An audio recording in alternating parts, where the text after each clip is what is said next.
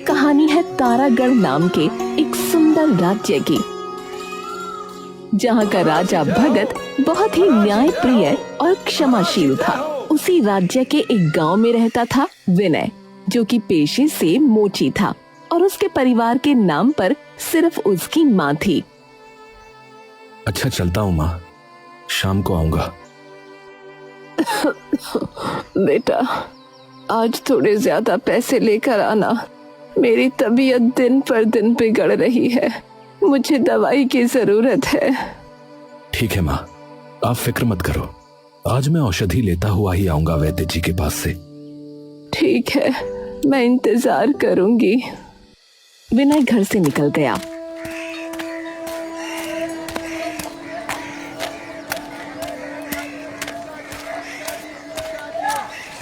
अपनी दुकान सजाकर बैठ गया। मैंने माताजी से कह तो दिया कि चिंता न करो, लेकिन आजकल मेरा काम तो बिल्कुल चल ही नहीं रहा है। ऐसा लगता है लोगों ने जूते चप्पलों की मरम्मत करवाना ही बंद कर दिया है। विनय का सोचना सही था और उसे इसका उदाहरण उसी समय मिल गया जब एक आदमी की चप्पल उसके सामने टूटी। अरे ये क्या हो गया भाई, मेरी चप्पल टूट गई, अब क्या करूं? मुझे लाइए, मैं 2 मिनट में सही कर दूंगा। अरे नहीं नहीं, रहने दो भाई, सामने मुखिया की दुकान है, नई चप्पल ही ले लूंगा। अरे लेकिन क्यों, 1 मिनट का काम है, लाइए अभी कर देता हूँ। अरे बात 1-2 मिनट की नहीं है भैया, बात यह है कि अब जमाना बदल चुका है। जूते चप्पल की मरम्मत करवाने वाले को लोग गरीब समझते हैं, हाँ, नीची नजरों से देखते हैं, और मैं ऐसा नहीं चाहता। अरे ऐसा नहीं है भाई साहब, आप गलत समझ रहे हैं। अरे नहीं बाबा, रहने दो, कह दिया है, रहने दो। वो आदमी ये कहता हुआ आगे बढ़ गया और दुकान में चला गया। विनय हाथ मलता रह गया। हे भगवान, मैं क्या करूं, अब तो एक ग्राहक मिलना भी मुश्किल हो गया है। पूरा दिन बीत गया, सूरज सर पर चढ़कर ढल भी गया, लेकिन विनय की दुकान पर बस एक बूढ़ा आदमी आया जिसने चप्पल सिलवाई और जाते हुए आधा पैसा दिया। दूसरा ग्राहक एक बच्चा था जिसका जूता फट गया था। हे भगवान, इतना बड़ा दिन और जेब में बस 2 सिक्के, इससे तो सिर्फ माताजी की दवाई ही आ पाएगी। खाने का क्या करूंगा?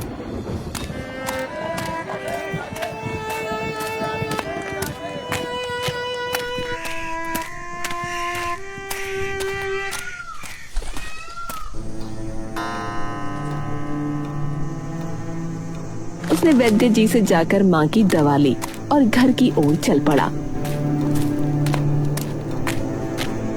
रास्ते में उसके कदम भारी हो चुके थे, जैसे हर कदम उसकी बेबसी की गवाही दे रहा हो।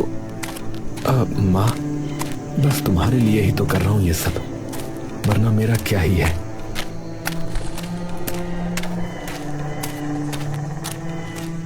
अंदर उसकी माँ खांस रही थी। सर झुकाकर विनय ने कहा, माँ, घर में कुछ खाने को है या नहीं? अरे बेटा, घर में कुछ होता तो बात ही क्या थी, तू नहीं लाया क्या कुछ? तभी सामने से पड़ोसी रतन आता है। अरे अरे, क्या हो रहा है यहाँ? भूखे मर रहे हो क्या? भैया, थोड़ा सा बचा हुआ खाना मिल जाए तो। ओहो मोची महाराज, अब खाने के लिए भी पड़ोसियों पर निर्भर है? ले लो ले लो, वही देने आया था, वैसे भी फेंकने ही वाली थी वो। रतन बेटा, इस तरह मत बोल। अरे जो सच है वही बोला, ऐसा क्या बोल दिया? रतन हंसते हुए निकल गया।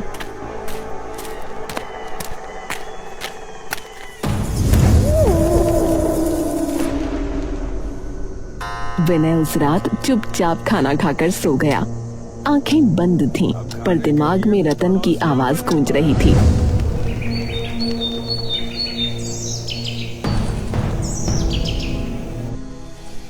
अगली सुबह बाजार में हलचल थी, सब लोग एक जगह जमा थे। विनय भी भीड़ में घुस गया।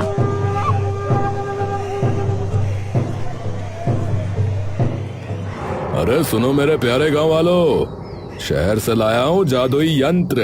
हाँ, इसमें जूता डालो और 2 पल में नया बनकर बाहर आएगा भैया। अब किसी मोची वोची की आवश्यकता नहीं। हाँ है? अरे वाह, ये तो कमाल है भैया। अरे मोची का तो काम ही खत्म भैया, फिर इसका मतलब। ये सुनकर विनय के पैरों तले जमीन खिसक गई। उसकी आंखें नम हो गईं। वो सीधा मुखिया के पास गया। मुखिया जी, आपने ऐसा क्यों किया? मेरा तो धंधा ही खत्म हो जाएगा। धंधा? अरे कौन सा धंधा? वही जिसे करके तुम बहुत अमीर हो गए थे, वही। रोज नोटों की बारिश होती थी है तुम पर, है वही वाला? अरे पहले भी कंगाल थे और अब भी रहोगे, समझे? चलो हटो यहाँ से। पीछे से टोलियां बनाकर लोग उसका मजाक उड़ाने लगे। अरे अब क्या करेगा रे विनय? ए भैया, भीख मांगेगा और क्या करेगा? अरे भैया, इसकी किस्मत में तो दुखी लिखा है भाई। अरे ये तो अपशकुनी है, अपशकुनी है।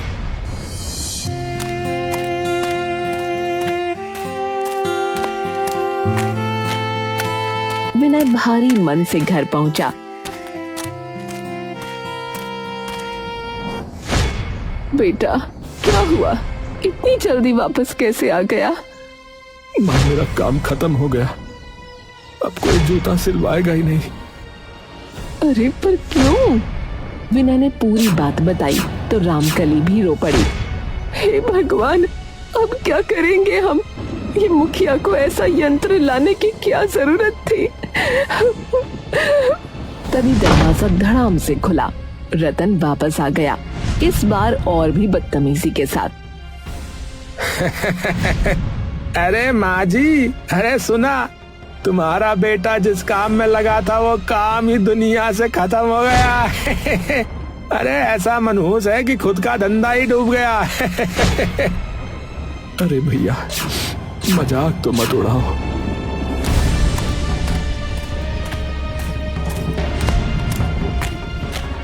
भगवान जाने सब क्या हो रहा है और क्यों हो रहा है।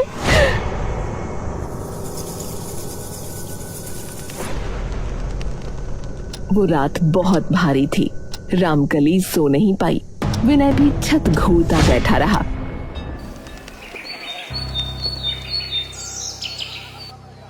अगली सुबह विनय की बहन सरला और उसका पति गौरव आ गए। दोनों घर में कदम रख ही रहे थे कि दहलीज पर रखे विनय के औजारों में से एक टांका लगाने की सुई गौरव के पैर में चुभ गई। अरे ये क्या है?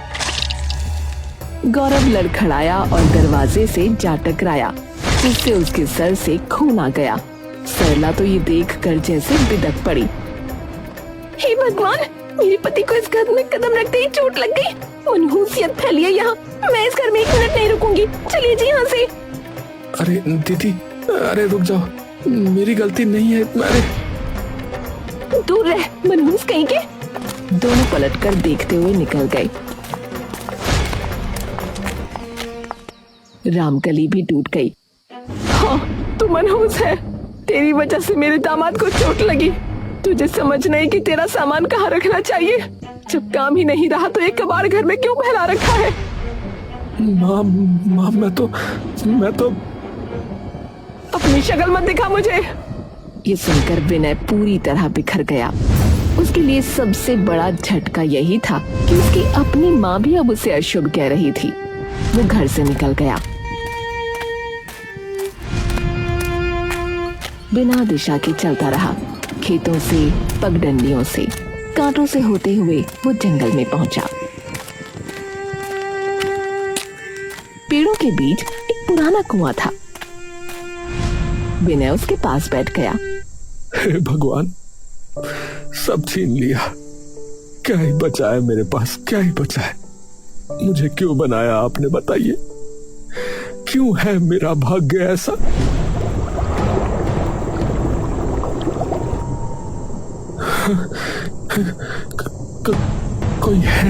कोई है क्या?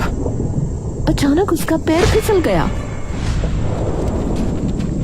वो धड़ाम से कुएं में गिर पड़ा।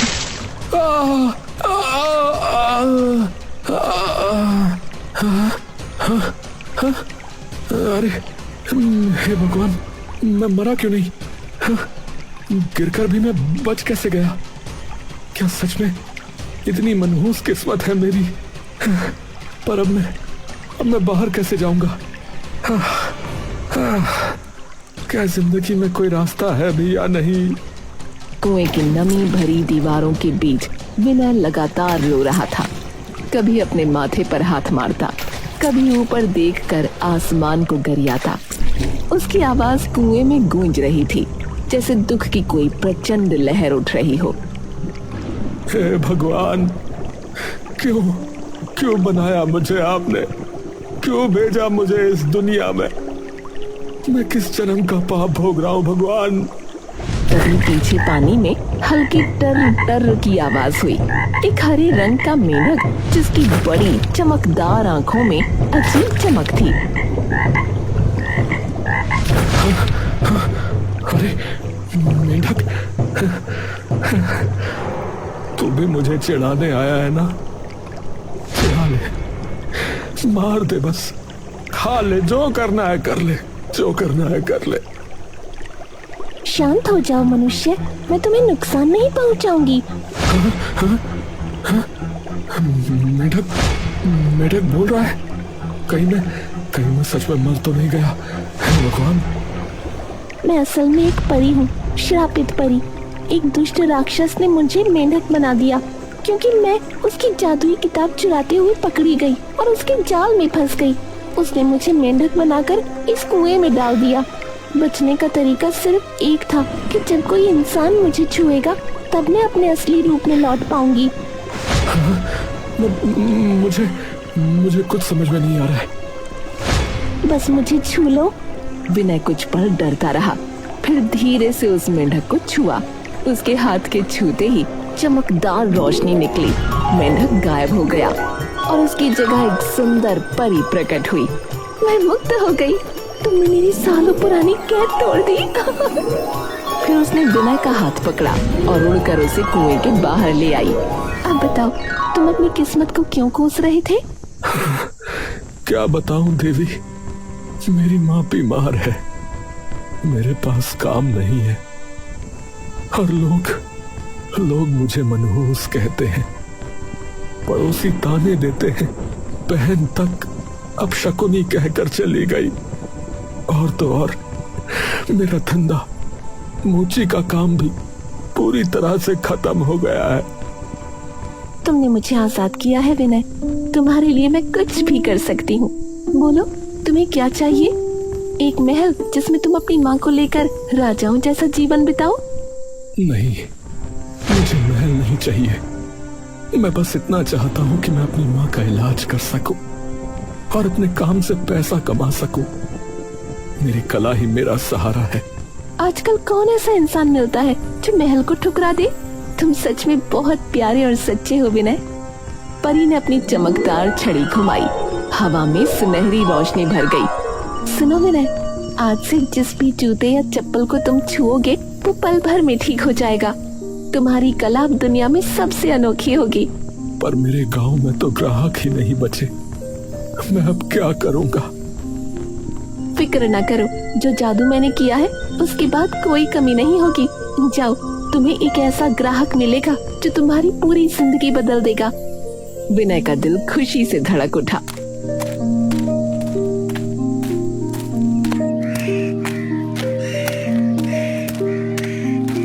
उसने माँ को पूरी कहानी सुनाई, लेकिन माँ अब भी गुस्से में थी और उसकी बात मानने को तैयार नहीं थी। तेरे दिमाग में भूत घुस गया है क्या? कुएं में परी, जादू?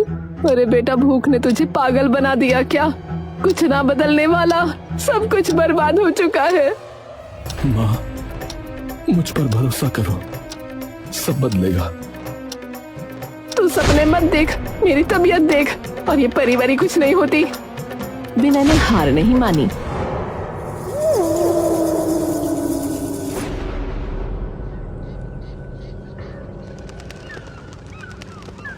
सुबह सुबह जल्दी उठकर अपना पूरा मोची का सामान समेटा और और बाजार पहुंच गया।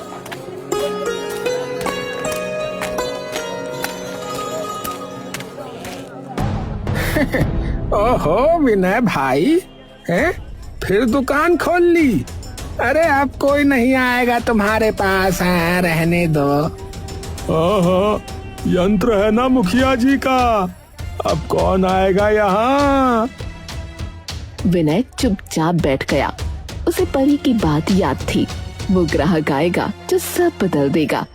तभी एक अजनबी, एक मुसाफिर थका हुआ पैर घसीटता हुआ आया।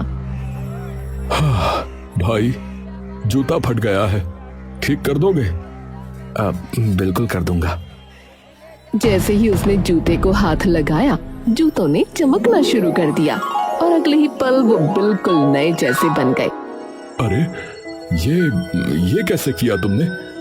लो मेहनताना, तुम तो कमाल के आदमी हो भाई। वो मुसाफिर पैसे देकर चला गया। विनय सोच में पड़ गया। पर परी ने कहा था कि वो ग्राहक मेरी किस्मत बदल देगा, लेकिन ये तो साधारण व्यक्ति था, शायद अब अगला कोई आएगा। इधर विनय इंतजार कर रहा था और उधर राजमहल में हड़कंप मचा हुआ था। राजकुमारी चंद्रमुखी का गुस्सा 7वें आसमान पर था। महल की खिड़कियां, दरी, तकिए सब हवा में उड़ रहे थे। ये क्या है? ये कैसे टूट गई? ये मेरी माँ की आखिरी निशानी थी, इसे ठीक करो अभी के अभी। शांत हो जाओ बेटी, कोई न कोई उपाय अवश्य होगा। अरे सुना, अरे राजकुमारी की शीशे की ऊंची एड़ी वाली चप्पल टूट गई। शीशा कोई जोड़ भी कैसे सकता है भला? राजा परेशान हो गए। उन्होंने ऐलान कर दिया, सुनो, जो भी व्यक्ति मेरी पुत्री की शीशे की चप्पल को जोड़ देगा, उसे हम उसकी मुंह मांगी कीमत देंगे। समूचे राज्य में ये घोषणा करवा दो। ये खबर हवा की तरह हर गली, हर घर और आखिरकार विनय की दुकान तक पहुंची। मैं भी जाऊंगा वहां, अब वक्त आ गया है अपनी किस्मत बदलने का। राजमहल में चारों ओर अफरा तफरी मची थी।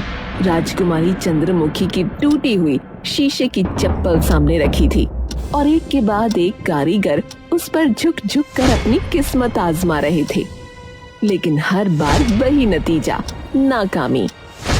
महाराज, शीशा जुड़ ही नहीं रहा। कोशिश कीजिए, कोशिश कीजिए। क्षमा कीजिए राजकुमारी, ये असंभव है। राजकुमारी का चेहरा गुस्से से लाल हो चुका था। वो हर असफल प्रयास के साथ और भड़क रही थी।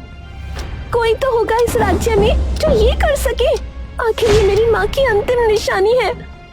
धैर्य रखो बेटी, अभी और लोग आएंगे। भीड़ 2 हिस्सों में बंट गई। महल के बाहर किसी को रोका जा रहा था, धक्का दिया जा रहा था। अरे हटो, अंदर मत जाओ, मनहूस हो तुम। अरे महल अब शकुनी लोगों के लिए नहीं है भाई। भाई, मुझे अंदर जाने दो, मैं भी प्रयास करना चाहता हूँ। प्रयास? और तुम? चलो भागो यहाँ से, मनहूस कहेंगे।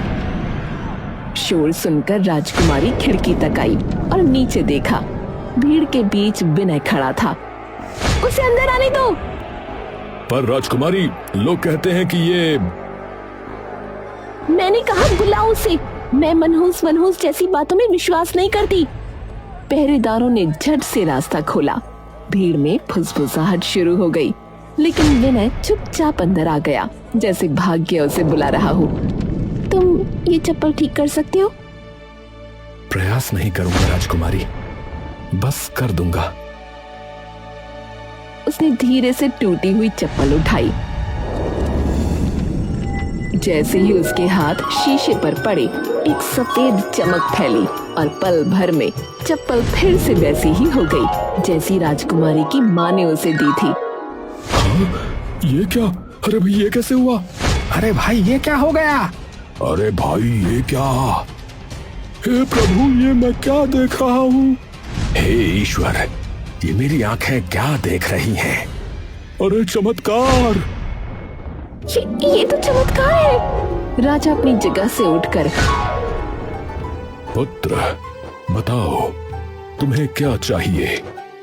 स्वर्ण, हीरे, मोती, महल? महाराज, मुझे तो सिर्फ मेरा पारिश्रमिक दे दीजिए, बस वही जो मेरे काम का मूल्य है। राजा कुछ पल तक उसे देखते रहे, फिर बोले, विनय, तुम्हारी सादगी ने मेरा मन मोह लिया। आज से मैं हमारे अधीन जो छोटा सा राज्य है वो तुम्हें सौंपता हूं।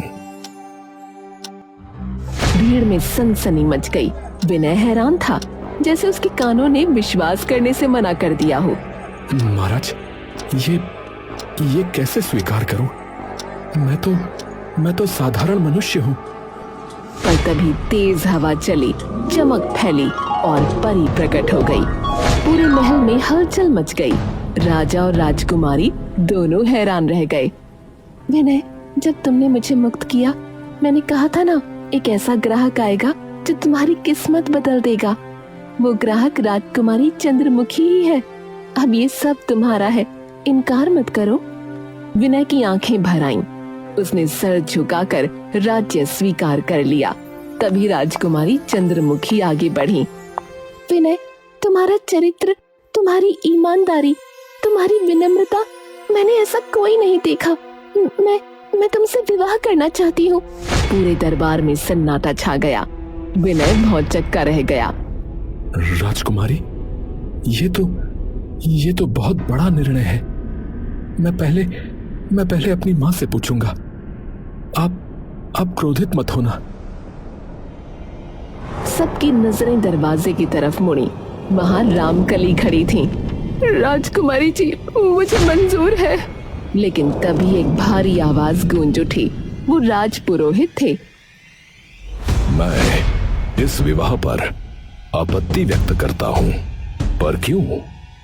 एक मोची, वो भी एक साधारण गांव का व्यक्ति, एक राजकुमारी का वर कैसे बन सकता है महाराज? पुरोहित, मेरे निर्णय पर सवाल उठाने की हिम्मत कैसे हुई आपकी? राजकुमारी, मैं प्रजा की तरफ से पूछ रहा हूँ। क्या ये युवक राजमार्ग, राजनीति और न्याय की बारीकियां जानता है? बात में तर्क है, पर इसका फैसला अभी हो जाएगा। राजपुरोहित, विनय से राज्य और राजनीति से संबंधित प्रश्न करिए, और विनय, तुम इन प्रश्नों के उत्तर दो। ठीक है? ठीक है।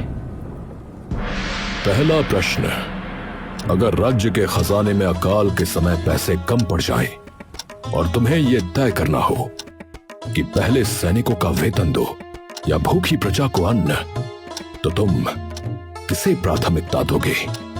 प्रजा को, क्योंकि सैनिक उसी प्रजा के बेटे हैं। जिस राज्य की जनता भूखी हो, वहां सैनिक भी ढाल और तलवार उठाने के लायक नहीं बचेंगे। ठीक है। मेरा दूसरा प्रश्न, यदि तुम्हारे सामने दो दोषी खड़े हों, एक अमीर जिसने चोरी की हो और एक निर्धन जिसने भूख में चोरी की हो, तो दोनों का दंड क्या होगा? दोनों चोर हैं, दोनों को बराबर दंड मिलना चाहिए। परंतु यह बात ध्यान रखने योग्य है कि अमीर की चोरी लोभ है और निर्धन की चोरी मजबूरी हो सकती है। इसलिए फैसला निर्धन की मजबूरी को समझकर होना चाहिए। बिल्कुल ठीक। मेरा तीसरा प्रश्न, अगर तुम्हारी मां, तुम्हारी पत्नी और तुम्हारा राज्य एक साथ संकट में पड़ जाएं और तुम्हें एक को ही पहले बचाना हो, तो किसे बचाओगे? मेरे लिए मेरा राज्य पहले होगा, क्योंकि मेरी मां, मुझे जन्म देने वाली, सदैव चाहेंगी कि मैं सही करूं, और राजकुमारी, मेरे साथ जीवन बिताने वाली, मेरे कर्तव्य को समझेगी, क्योंकि राजा का धर्म सबसे बड़ा है। राजा पर पहला हक उसकी प्रजा का होता है। राजपुरोहित हैरान और शर्मिंदा हो गया। महाराज, मेरे पास अब कोई प्रश्न नहीं। ये युवक सच में राजकाज के योग्य है। मैं अपनी आपत्ति वापस लेता हूँ। तालियां बजने लगी। पूरा दरबार खुशी से झूम उठा। राजकुमारी मुस्कुराई। विनय ने झुककर अपनी माँ के पांव छुए। महल तालियों से गूंज उठा। कुछ दिनों बाद भव्य उत्सव हुआ। विनय और चंद्रमुखी का विवाह हुआ।